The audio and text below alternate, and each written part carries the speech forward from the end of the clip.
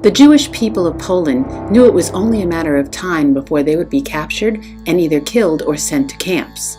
The intention was to eradicate Polish culture and Jews by German and Soviet powers. In 1941, the lands annexed by the Soviets were overrun by Germany in the course of the initially successful German attack on Russia.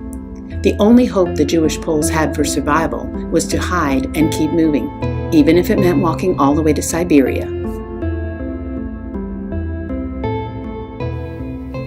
And then after a while, the farmer couldn't keep us because it was getting dangerous for him, because if the Germans found out, they would burn his farm down and kill his family.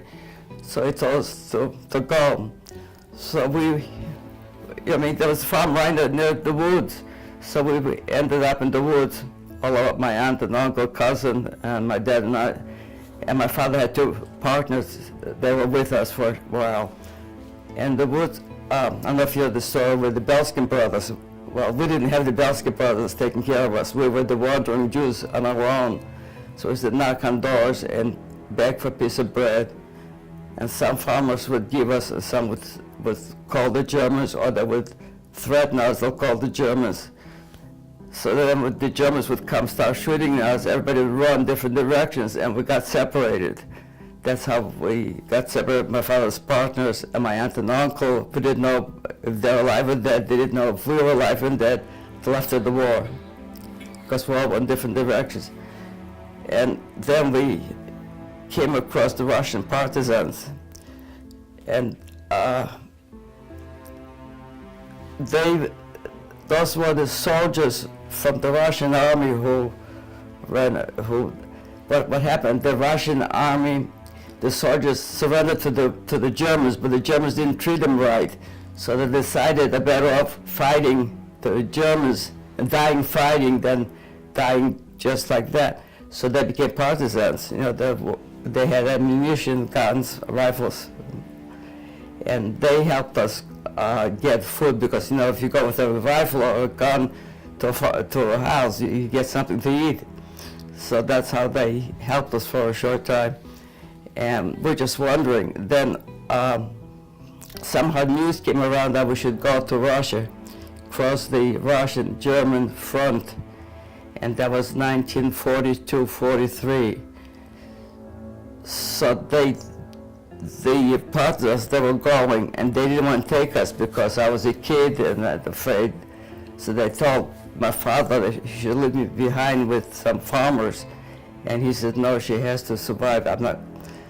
And we walked at night through the woods, I don't know, for a long time, and at daytime we rested, or we just lay still. They shouldn't see us. We had no toiletries, no toilet facilities, no showers. We had lice go like this, and those lice take our clothes and shake. Now when I hear popcorn, it's like the lice popping all the time. We had the same set of clothes, nothing with us. We had to cross rivers and lakes, and my father carried me on his shoulders because I was too short. And sometimes the Germans would be shooting at us, so a lot of people would get killed. I mean, we were always losing people, getting new people. It was like constant change in the group. And finally, we worked for God knows how long, because we started, I think, after Passover, and we crossed the front was in 43, so that was a long time of walking at night. And then we crossed the Russian front, and the only place we could go was Siberia, because in 1943 the Germans were all the way up to Stalingrad.